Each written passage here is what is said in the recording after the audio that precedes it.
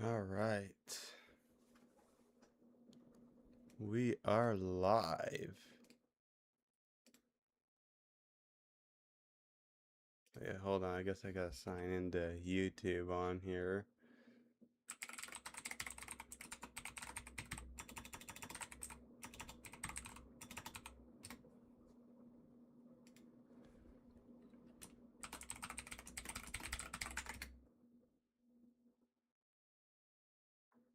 And I gotta do the two-step verification. Yes, it's me.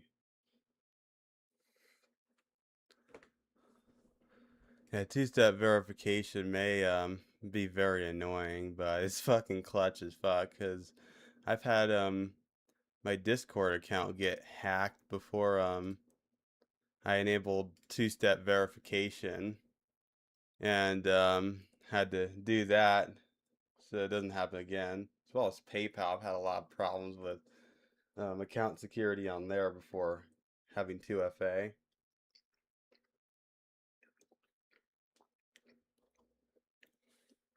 All right, so today we're going to be talking about the affordability of the United States of skiing in the United States of America as a ski destination, and I guess to start off to say that it's not very affordable these days. Like, you hear a lot of people that say all these other countries are so expensive, and they're expensive in their own ways, but the US is where I find there to be the most hidden fees where they get you. But I guess that's just travel in general. Um but more so with the skiing aspect of it, the United States is just it's just expensive as fuck, man. There's no other way to put it. And and like you go to these top ski destinations, it's just hard to find affordable lodging, let alone like getting on the mountain and all that. And it's just like you just wonder, it's like, is it even worth it? Like for example, a few months ago I made a reservation, or actually I made a couple of reservations to for lodging at Snowbird for next season in February. And the first reservation I made, it lasted like a few weeks, I believe. And then fuck, you can't speak. And then they just decided to cancel on me. I'm like, really? So then I go and find another reservation that's a little bit more expensive. And now, just a couple days ago, they decided to cancel on me. Or actually, it was just yesterday morning. Um, the woman who was hosting the place decided to just cancel on me. And she didn't even reply to me either when I asked why. Like, how convenient. I think I did also read in the post, or not the post, the messages I had with her on Airbnb, and she was requesting a change order or something, or not a change order, or something like that, and asking asking for more money. Now I'm not obligated to accept that, and I wasn't going to regardless because like I already thought it was pretty expensive.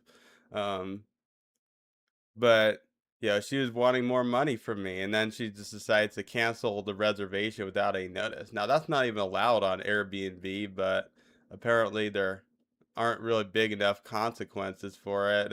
So I guess a lot of these hosts just take the risk and just allow it. Wait, hold on. So so now I'm back to square one, and I can't necessarily find any lodging at Snowbird, so I'm kind of cooked in that regard. So I'm kind of trying to consider other options, like if I could find someone to split the cost with me, or maybe consider other destinations to go to instead. I'm thinking maybe Snow Basin. I haven't looked into pricing yet. But yeah, it's just Snowbird is just it's just crazy expensive to stay there, and the lodging just books out real fast. Like it's only July, and all the lodging for February is booked out. Most of it for March is booked out, and whatever is still available costs a lot of money. Um,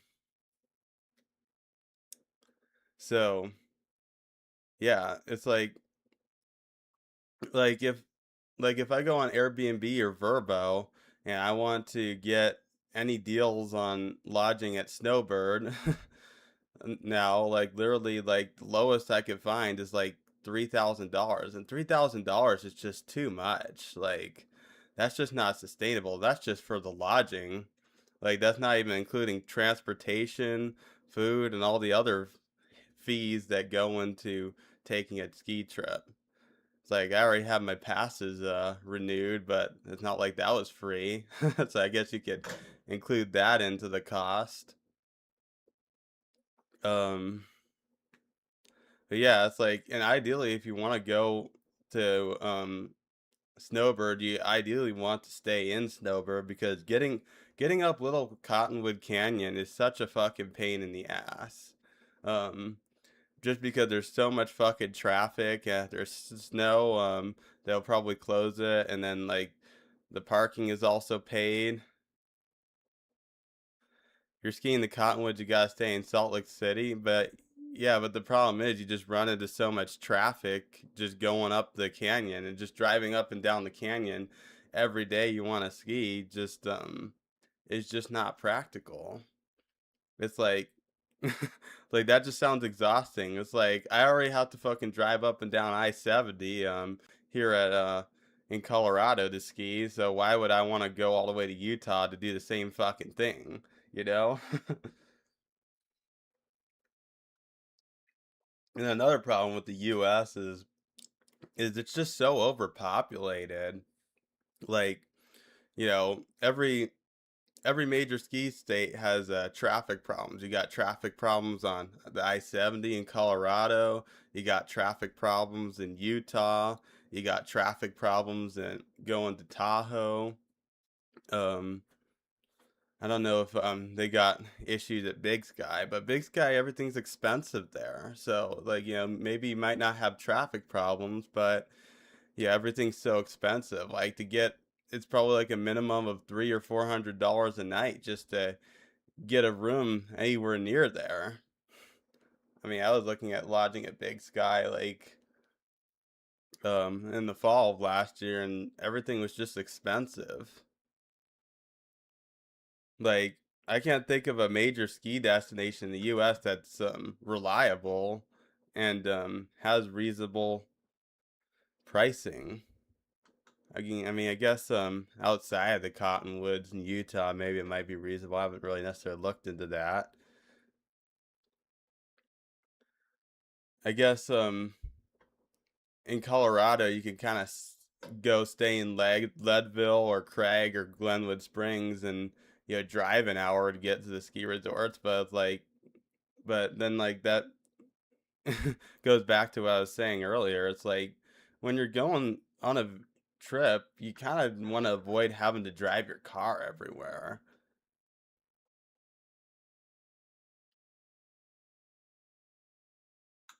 Oh, it's Infinite. Yeah, nice. Good to see you, man. Yeah, lodging at Big Sky does seem pretty expensive.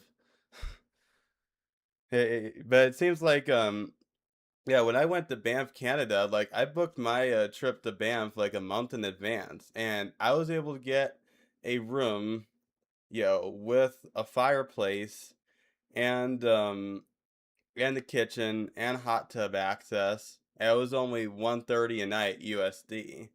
I think I did get benefits with the Icon Pass discount, but even with the Icon Pass discount, you just don't even get anything like that in the US. Like the discounts you get with the Icon Pass are a joke, and the Epic Pass. Like I was playing around with that, and like the prices were still over $300 a night at most of these places, and and that's just to get like a roof over your head. I mean, like, again, that's not including your travel expenses and shit.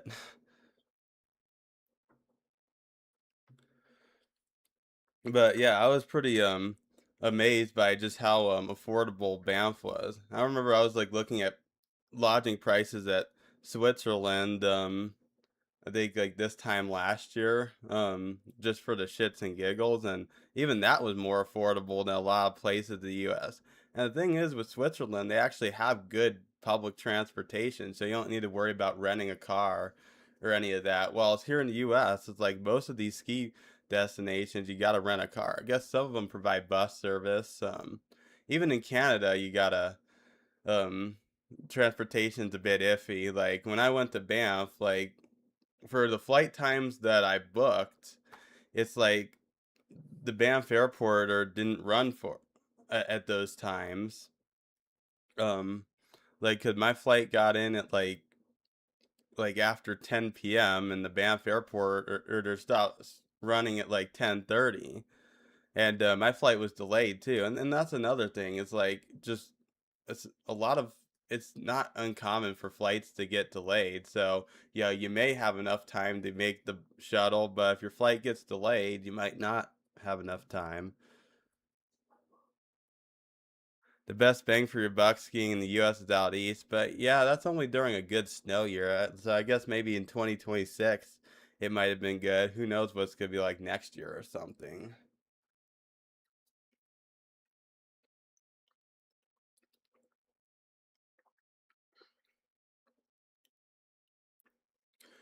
So, yeah, I had to end up renting a car when I went to Banff as well, which is no big deal. Rental cars are a bit more affordable in Canada. And then I just ditched it after the first day, and I had my friend in Alberta just take me back to the airport.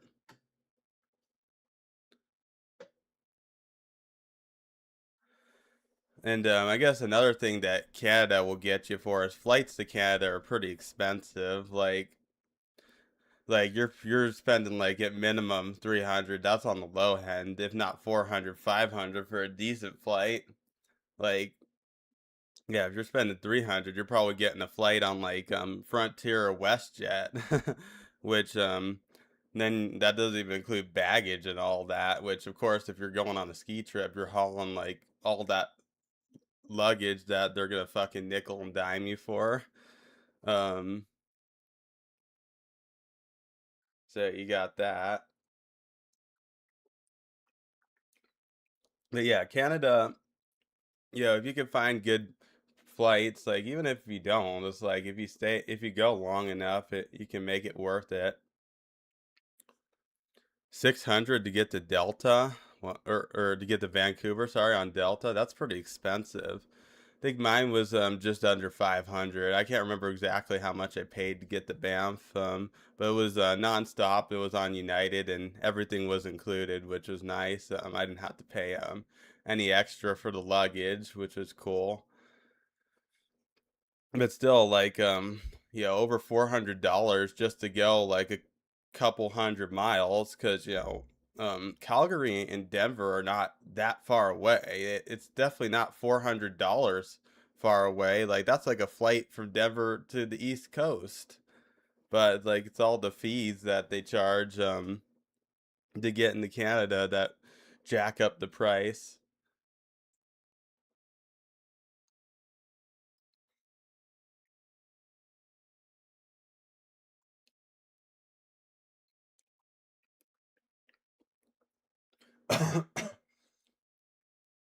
Yeah, I mean, so yeah, Canada like seems pretty affordable for a ski trip. Europe, I mean, if you can afford a flight there, I mean they got the problem with flight prices just because of the distance more so.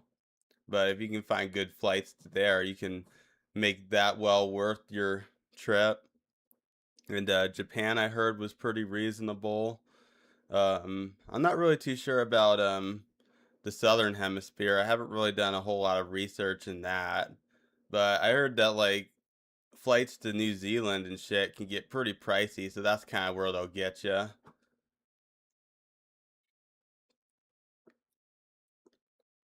and then and then it's like with the United States, the taxes too. I remember it's like I finally found a deal that's somewhat reasonable. It's like 2,500, a little bit more than what I was willing to pay. If I was willing to pay the additional extra, and then I go to the final payment screen and it says like it's 2,900 after fucking tax.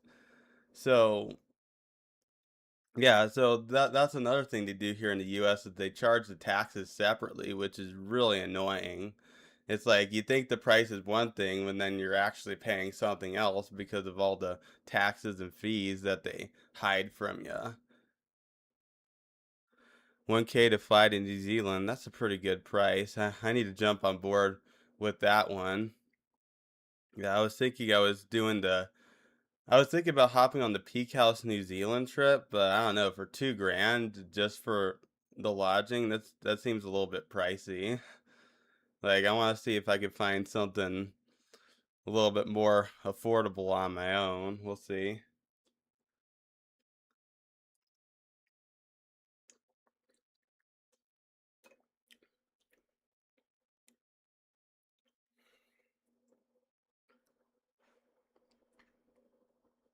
But yeah, I guess like another thing we touched on a little bit earlier is not besides the money, it's just over tourism, overcrowding. Like, yeah, you got to deal with a lot of traffic and lines, of course. Like I was watching RNA's video on when he went to Palisades and on yeah after that big mega storm, and I was just like wow, those lines are just insane. It must just be painful waiting in those lines. It's like, yeah, the powder might be great, but when you're only getting like a lap an hour, if even that, it's just like, is it worth it? And it probably skied out really quickly too. like I mean, it's like when you pay for a vacation, it's like the whole point of a vacation is to recharge and and get away from like the hustle and bustle your of your everyday life. And with a lot of these destinations, you're paying a shitload of money, and then you're dealing with over tourism, and then it's like you get, and then when your time's up, when you have to go back home, it's like, God damn, I'm not ready to go back from work. I need a vacation from my vacation, because you know how exhausting um a ski trip can be, with all the skiing, like all the packing, driving, or fucking walking through an airport, depending on how you're doing it. It's like, it just really takes a toll on you. And so yeah, always like after you're done with the trip, like always try and plan for a buffer day because you're not gonna be ready to go back to work the day after you get back. Yeah, I've had those times where I've had to go back work right after I get back from a trip. It's no fun. I think I've even had times where I've had to go to work the next day after arriving late at night after a trip. That was brutal. Um, yeah.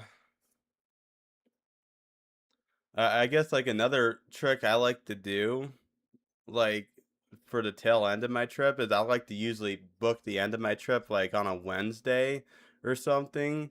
So then like I go back to work on Thursday and I only have to work 2 days and I get a full weekend, which is good, and that helps you ease into back into your um normal routine. You have a short week to start off with, and then that kind of gives you um that helps you dip your feet in the water to get back into your normal routine, and then you have a weekend to recharge, and then and then you're finally ready for a full week of work instead of like coming back from your vacation and then you got to work Monday through Friday. that's just like that's just something I've figured out.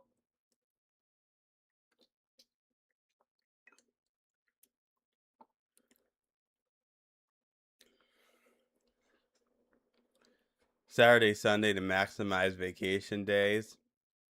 Yeah, I mean that works too. But I think like, ending your trip like in the middle of the week so you only have to work 2 or 3 days. I think that's probably the best way to do it. So then you can start off with just a short week instead of with a full week, and then you're not hating your life.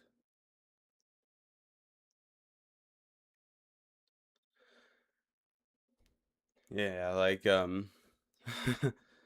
yeah, what else is there to talk about? I mean, we talked about prices, we talked about traffic, talked about crowding. It's like what what do your ski trips usually look like? I mean, mine usually look like where I will go and travel, or well, not travel, sorry. I'll go and ski for the day. Like, you'll get up early in the morning, like 6, 7 a.m., catch the bus or whatever, be at the ski resort for first chair, or a little bit later sometimes if it's not worth it, trying to make first chair. Because some days it's just not worth it to do it. And then usually I'll just ski until they kick me out it's like, because like I don't have anywhere to be. It's not like I need to try and be on the road at a certain time to fight traffic. That's kind of how day trips work for me. And here in Colorado, like anytime I day trip, I like to try and be on the road at like 2 or 3 o'clock. I mean, 3 o'clock at the latest, but two for sure.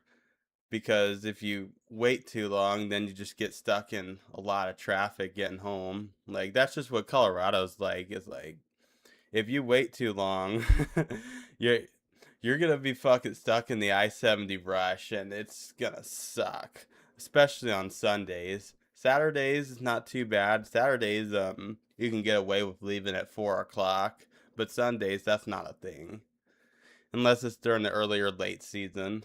But even during the early season, it started to be a little bit busy too. I remember it was on December 13th of this season that just happened.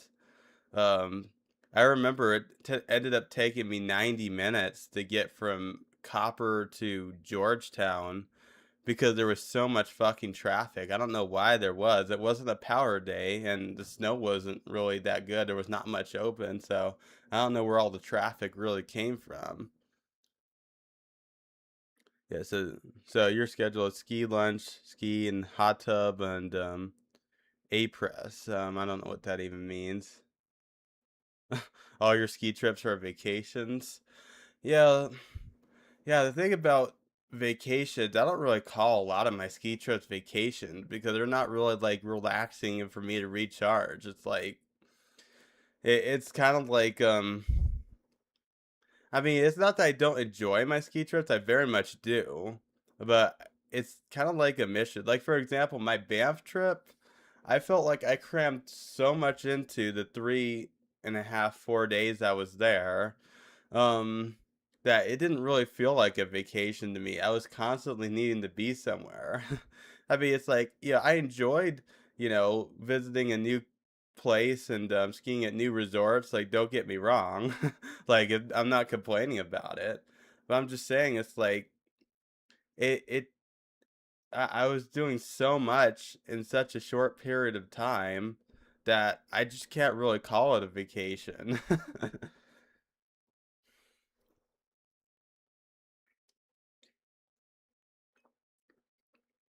Like, my first day in Banff, yeah, it was I flew out to Banff on right after work. Yeah, I hung out in the lounge for like maybe an hour or something before I had to catch my flight in the United Club. Um yeah, I hung out there for maybe an hour, and yeah, then I took my flight out to Calgary. I got through immigration and all that. I missed my bus on the Banff airporter. So I had to then go and rent a car. I mean, that wasn't too bad. Then I had to drive all the way from Calgary to Banff. That's about an hour and a half, 2 hour drive. And then I had to get checked into my hotel, and then immediately after I got all that resolved, I had to call United because I accidentally booked my return flight for the wrong day, so I had to get that corrected. Um, that's a long story. I think I explained it a little bit more thoroughly in my recap video I did for the ski season, the one I uploaded on my birthday. But yeah, had to deal with that. I think I only got like 4 or 5 hours of sleep before I had to wake up the next day, return the rental car, and then catch the bus to Lake Louise, and then ski that all day. And I did all that on an empty stomach. Didn't have time for breakfast. Didn't eat lunch. And then at the end of the day, I go to the lodge. I get some fries and a beer to kind of just decompress for a bit. Then catch the bus back. Then I can't remember if I went to the hot tub before or after I went back to Banff to get my avalanche gear. I remember I had to get my avalanche gear so I could do the free ride terrain at Sunshine Village the next day. So had to work that to my schedule. They closed at like 8, so I think I went to the hot tub before then. So yeah, I got that taken care of. And then the next day I went to Sunshine Village. That day was a little bit less stressful. Yeah, I got more sleep that day. And yeah, afterwards I didn't have too much I needed to do.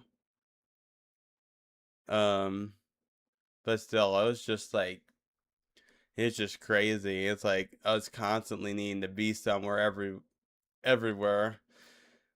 And then luckily I did have an early morning flight home, so yeah, I got home at a pretty decent time to just chillax for the rest of the day. It's not like I had to turn around and go back to work.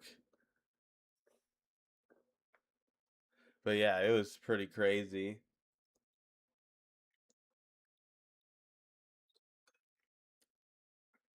Yeah, and as a content creator, you kind of gotta do those things because like you kind of gotta explore these new destinations so that you can make content on them, like do reviews and talk about your trip recaps and shit. Like that's the thing. Like I've been trying to like not only I mean, like of course I want to have fun on these trips, but I also want to try and make a purpose out of them. So I can create content so I can grow my channel because that's important to me. Because I'd at least like to make it a side hustle, if not do this full time.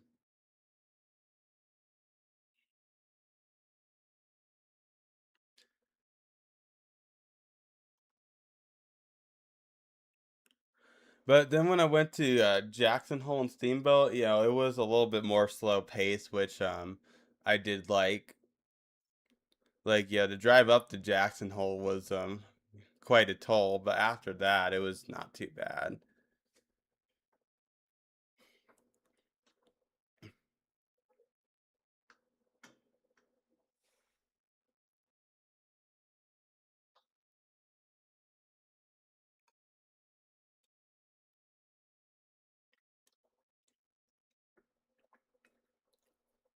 Yeah, and right now I'm drinking a Blue Ocean Daiquiri. A drink I first tried when I was at the water bar at Pacific Beach in San Diego. It was uh it was a couple years ago, and I liked it so much I learned how to make the drink on my own. So ever since then, I've been doing it on my own. It's pretty good. Unfortunately, they no longer serve it there, which sucks. I mean, maybe when I go this fall, maybe if I have time to swing by there, I'll see if they have it.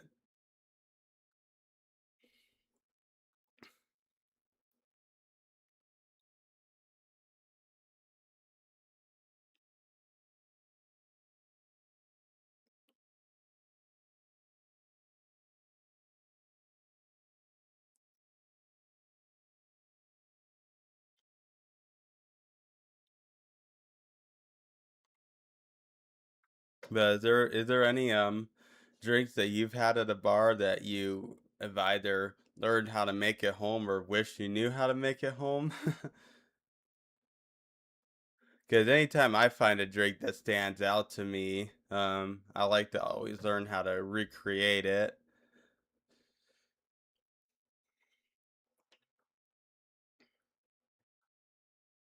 Yeah, it's been a while since I've had a drink that I've wanted to recreate on my own.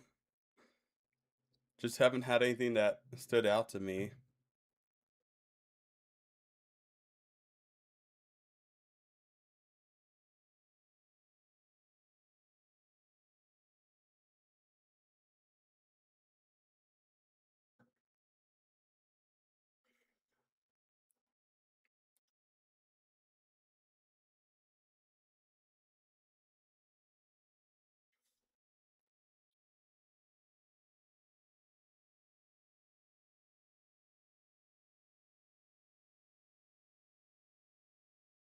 Wet Woody. It's a restaurant called Riva's. I guess the next time I make it out to Tahoe, or well, I guess the first time I make it out to Tahoe because I've never been, I'll have to look into that. 12 flavor variations, man, that's a lot. That might be just too much going on.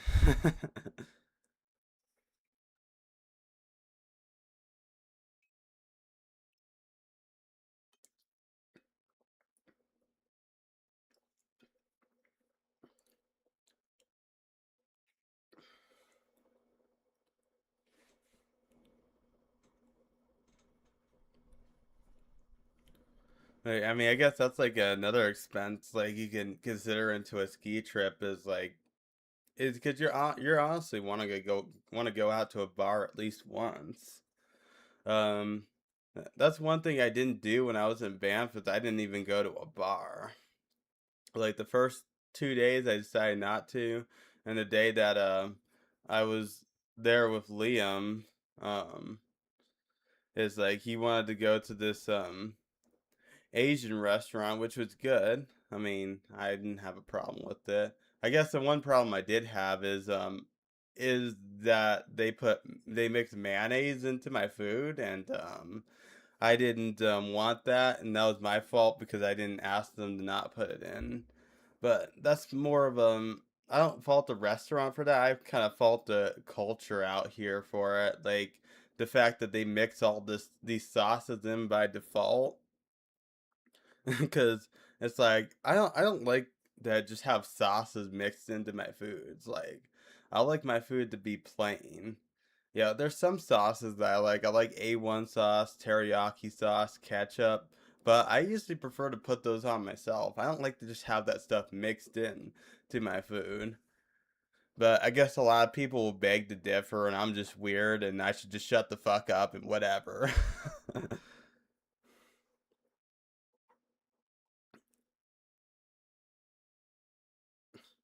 You can win the free ski ticket to Sierra. All right. I mean, typically I'll get an icon pass, which works there, so it probably wouldn't be helpful to me. But maybe I would, I could encourage a buddy to go with me and do it, possibly.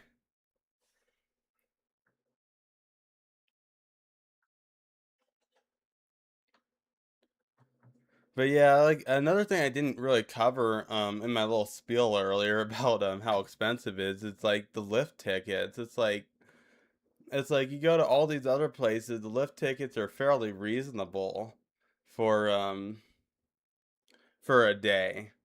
Whilst here in the United States, if you don't have an Epic or Icon, you're kind of cooked because even if you go to the smaller resorts, like you're still paying over $100 for a day ticket, which is just too much. Like over $100 for a day.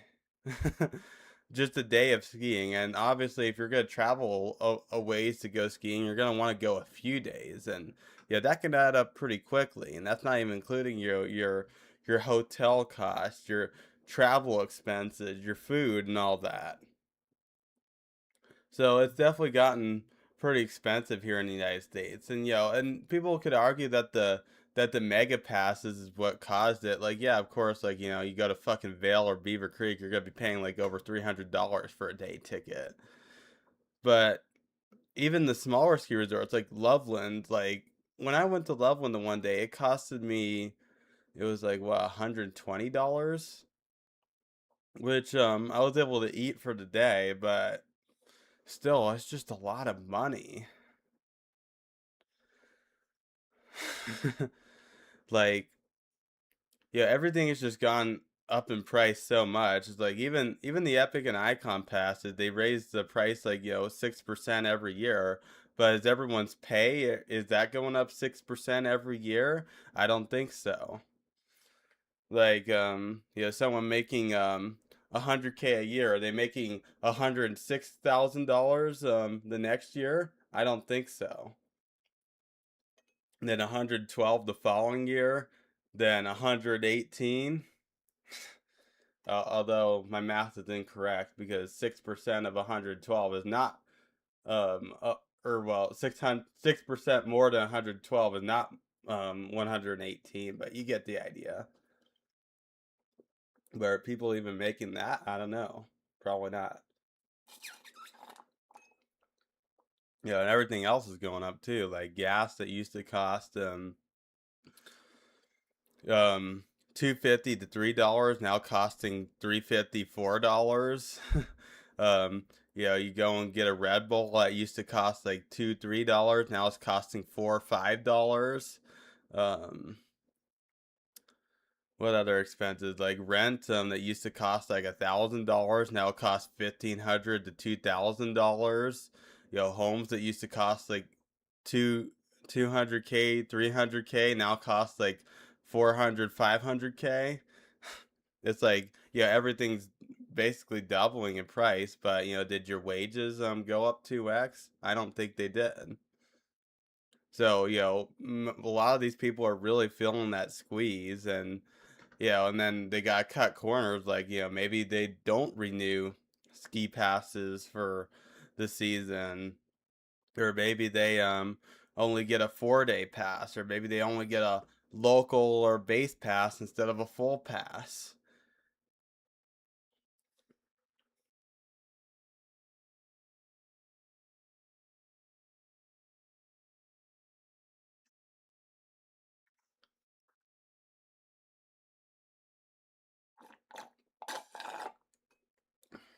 I guess like the whole world is kind of experiencing that, but it kind of feels like we're really feeling it here in the US just because like um we have an economy that's basically based on trickle down economics, whilst other parts of the world don't necessarily have that. Like at least in other parts of the world, like yeah, um your luxuries may be getting more expensive, but at least you're not struggling on your necessities. Whilst here it's not necessarily the case.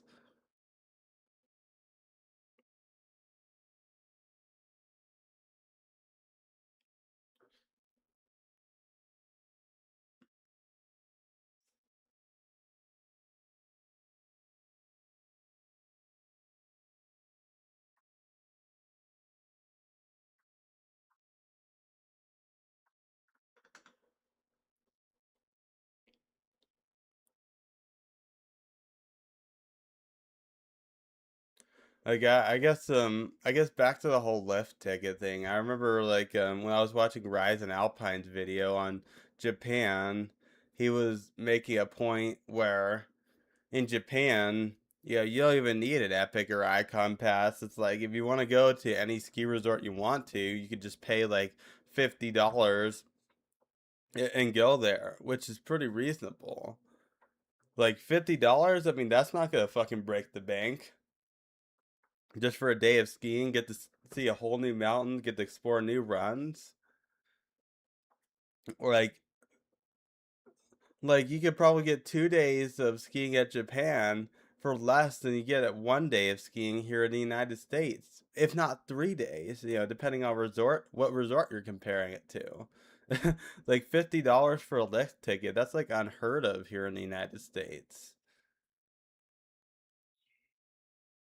Like, here in the United States, you have to have a mega pass of some type. If you don't, then you're being ripped off. It's simple as that. And I could and understand people's arguments on how the mega passes have fucked with the ski industry. It's like the whole mega pass thing, it's like I could see both sides of it. I could see the good and the bad of it. It's good for like, diehards like me, who will get like 42 days in a season. You know, like I definitely did get a very good deal on the pass that I bought this season because I skied 42 days. But, you know, other people who don't ski that many days, or people who are more picky on the conditions, well, it's like, oh, well, it didn't snow in 2026, so I didn't go up at all. Those people, yeah, fucking Vail and Altera are feasting off of those customers. Those are the exact customers they want. Like, can you imagine, buying an Epic or Icon Pass for $1,000 and then not even using it? I mean, I guess I can imagine it. Like, I did that with the state park pass. Like, I think last year I paid like $30 for a state park pass, which $30 is nothing.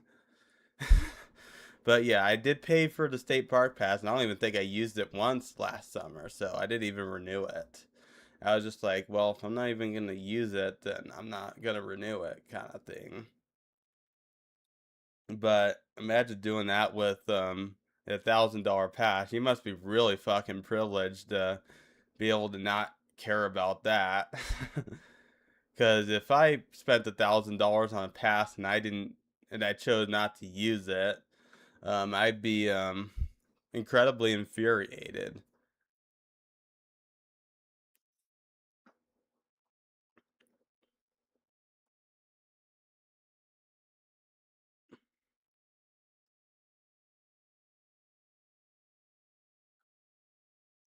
But like, I guess like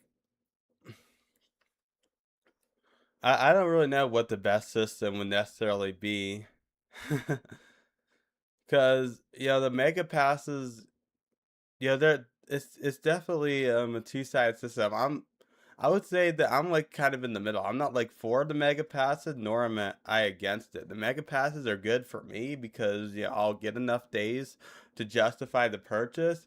But I can see for the people who don't get enough days to justify the purchase, why they wouldn't necessarily like the mega pass system, because either they gotta pay over $1,000 for a mega pass, or they gotta pay like 200, 300 a day for lift tickets, and there's not really an in-between option. I guess there kind of is with the Epic day passes and Icon session passes, but those are a bit iffy. Because you have to buy them at a certain time. If you buy them too late, they get too expensive, or you won't be able to buy them at all. Because, yeah, the prices go up pretty quickly. You have to book them in advance before you even know what the snowfall is even like. And that makes sense from a business perspective because before the mega passes, it's like if you had a season like 2026 where the snow just doesn't come, then ski resorts would really take a hit. Whilst now, in 2026, like Vel and Altera are doing just fine. Well, I guess they probably did feel it a little bit. Like, yeah, they definitely did feel a little bit. It did definitely affect their sales for next season, but not by a substantial amount that they'll go out of business. They definitely did feel it, but it's a good business strategy just because like it minimizes the losses, because a lot of these people are gonna book in advance, so they can lock in their pass so that they don't get ripped off, and then it's on them to decide if it's worth it to go or not. If it's not worth it, then they miss out on, or they lose money. Yeah, if it is worth it, then I guess good for them. The mega passes are more for people who are gonna ski no matter what. Um versus the people who are just only gonna ski uh when the conditions are ideal for them. But honestly, one good thing I did get out of the 2026 ski season is less crowding. Yeah, that was good. Or in the peak season, I should say. In the early season, and I guess maybe even the late season, not really ideal because a lot of people showed up, but there weren't enough lifts spinning, to disperse the crowds. So, one thing I ran into in the early season is because like only like 3 or 4 lifts are running, those 3 or 4 lifts would get really busy because the same amount of people would show up as typically would in that time of year, but there was less open, so everyone was more consolidated in one area versus during a normal season you don't have that. But during peak season when at least 90% of the lifts were spinning, if not all of them were spinning, because the snowpack wasn't ideal or the conditions weren't ideal, there wasn't as much crowding, which was nice. It wasn't as much traffic on I-70. So you could make the best out of a midday and not deal with lines, get more runs out of your day, um, too, without having to wait in long lines. It's like, yeah, even though the snow wasn't great, um, it was good that the people didn't really show up. Um, Trying to think of a good example of this. I guess, oh yeah, a really good example of this was when I went to Copper, was on the holiday weekend in February, I believe. When I went there, I left home at like 5 in the morning, which is what I would typically do on a peak day. I ran into minimal traffic, and then I got to the resort parking lot at like 6:30 in the morning or something, and I just slept in my car for 2 hours before I had to get up and get my gear on and make first chair.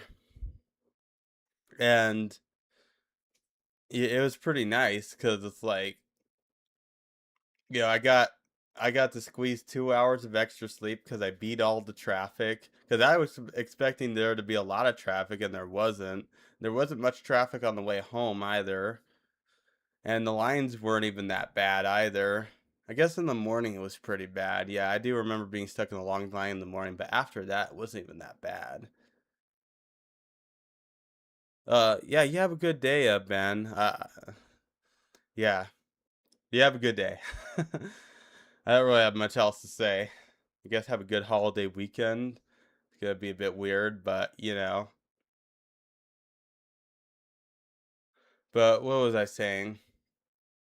Yeah, I was going on a holiday weekend at Copper. There was some fresh snow, but it wasn't all that busy.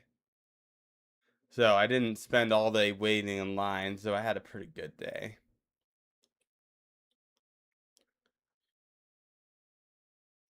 But yeah, this season kind of revealed like because a lot of people in my personal life I would talk about skiing, and the one thing I would always hear is they would talk about how there's not a lot of snow or not a lot of powder days or whatever, so they didn't go much or whatever. And I'm just like, are you just skiing for the powder days or are you skiing for the skiing? Um or this is actually pretty funny. I was talking to my friend on my birthday at the beginning of May, and I think I was saying to him, it's like, are you skiing for, or exactly what I just said, are you skiing for skiing or are you skiing for the power days? And he said it's not really worth it to ski if there's not a lot of snow. And I'm just like, well, I guess you just don't really enjoy skiing then. Because even though the snow fucking sucked this year, don't get me wrong, it did suck. It sucked not having everything open. I mean, that's the one thing that bothered me. It was less so about the power days, but more so about shit not being open. Because even if it's not a powder day, you can find good snow somewhere. Like, if you actually want to care to look, you can find good snow somewhere. But I guess at the same time, I live in Colorado, which in Colorado, it's very rare where the whole mountain is just cooked. Like, there's always good stashes of skiable snow that are being ignored that you can find. It's very rare that there isn't. So yeah, if you can find those stashes and not have to deal with long lines, I would say that that's a better day than a fucking powder day. Because a lot of times on powder day, you gotta fucking deal with the hustle and bustle. And I remember I was on Shang's Discord community. I can't remember if I asked the poll or somebody else asked the poll what the best month to ski was. I said that May was the best month to ski. And the reason why I said May was the best month to ski was because there was no lines and no traffic. You know, like spring corn is pretty much just as good as powder, if not better. It's like if I could, ski spring corn, get to ski the runs I want to ski, have a good time, and then have a reasonable drive back home or reasonable drive to the ski resort. That's the nice thing about spring skiing is like you don't even have to get up early in the morning. It's like I'm able to get up at 7, 8 a.m., get on the road at 8 or 9, and get to the resort at like 10 or 11, and just get to enjoy a day of skiing without having to deal with the hustle and bustle. It's fucking nice.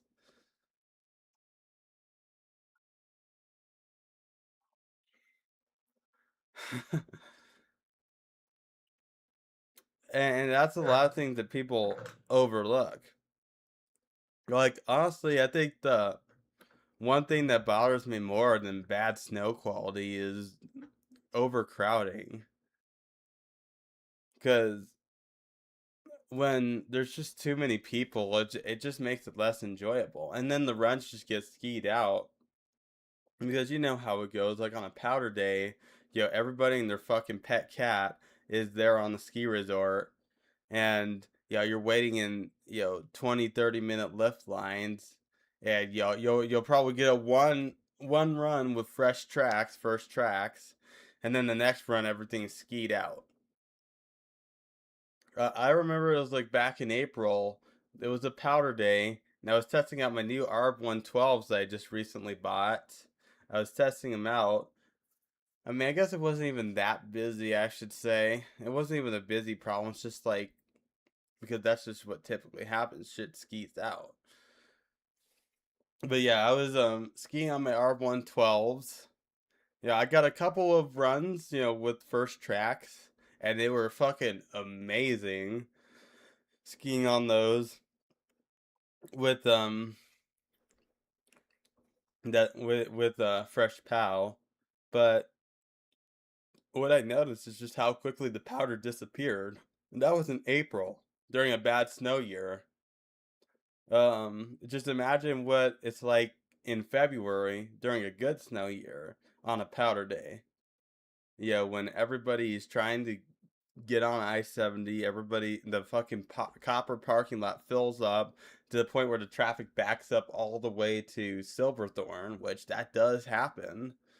I remember my buddy was showing pictures of all the traffic that was going on, and then like another buddy of mine decided to go to A-Basin instead of Copper because it just wasn't practical driving in all that traffic to get into Copper. It maybe even get turned away because there wouldn't be enough parking. But yeah, the traffic can just get pretty fucking crazy.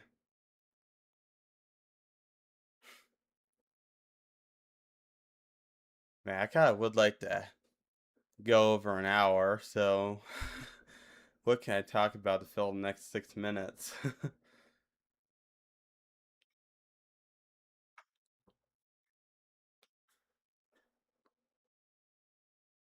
But yeah, that's just a problem that we just run into in the US. And yeah, I guess part of the reason is because of we just our country is just overpopulated. It's like, look at the US versus Canada. Canada has more land mass than we do, but yet we have more people in a single state than in the entire country of Canada, which is just insane. That state would be California, if you aren't living under a rock.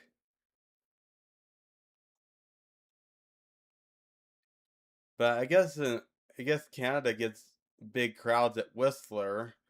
Whistler and Revelstoke, I heard, are the places that get the most busy. But everywhere else in Canada seems to be pretty chill. Like Banff is pretty chill. Like I went on a Saturday on Martin Luther King weekend, and yeah, I guess they did have lines, but the lines were nothing compared to the lines we get here in Colorado.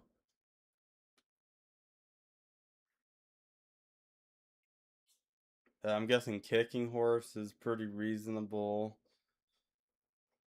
Yeah, I guess just anywhere else in Canada besides Whistler and Revelstoke. Never been to either of those places, but that's the number one complaint I've heard about those places is just how busy they get and how long the lines get at Whistler. Like I don't even understand Whistler. Yeah, you're in Canada, a country that's way less populated than the United States, and you're in the biggest ski resort in North America, if not the world. I don't know what the biggest ski resort of the world is if it's not Whistler. Actually, I can look that up. Biggest ski resort in the world. It's Les Trois Valais, which is in France. Okay, so not the biggest ski resort in the world, but pretty fucking big. Bigger than Vail, bigger than Park City, bigger than Big Sky. But they still have crowding problems. I guess it kind of reminds us about the whole one more lane thing when it comes to expanding roads. It's like, just because the ski resort's bigger doesn't mean it's better for crowd flow. Because you see that with Vail and Park City. Vail and Park City are very big ski resorts, but they still have problems with crowding.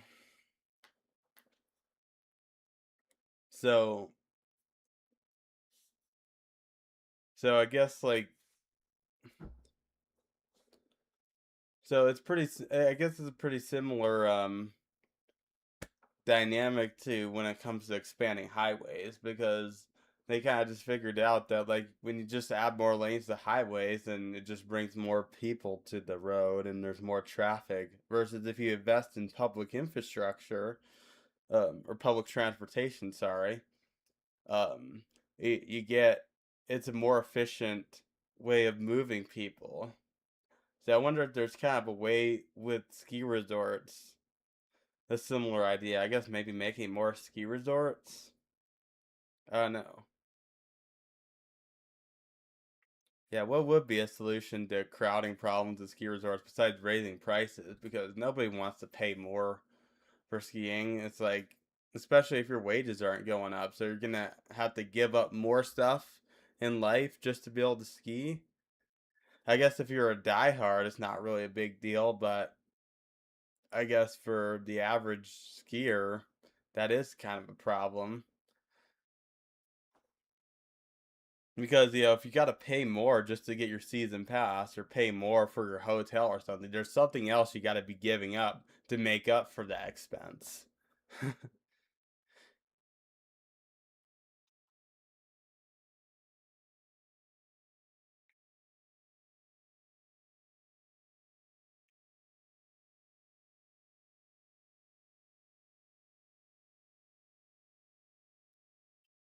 Yeah, it's almost an hour.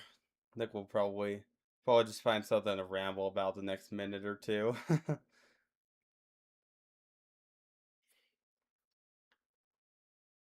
But yeah, what is the solution to crowding?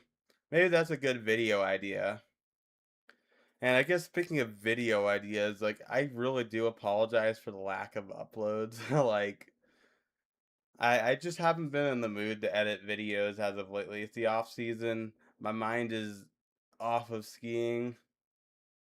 I just haven't really been motivated to want to edit videos. Hopefully that will change soon. because I would like to get back on track to making weekly videos. Um, yeah, still got quite a bit of time before the next ski season. Like what we got to get through most of July, all of August, all of September, and a decent chunk of October before A Basin or Wolf Creek even open. So honestly, it's just a waiting game. I don't really have any big summer activities that excite me. And the next big trip I have is not even until September. So I don't really have anything, just fucking work and shit. Just fucking real life bullshit. And it's super fucking hot. Like it just gets insufferable in the room here, just how hot it gets. Anyway, I'm gonna call it for today. Hope you all have a good rest of your yo weekend, depending on where you're from. I guess if you're from the U.S., I hope you enjoy your America 250 weekend if you plan on celebrating that or not. Some people are trying to celebrate it, some people not. And understandable reasons for both sides. But yeah, if you're not from the U.S., then hope you have a good weekend.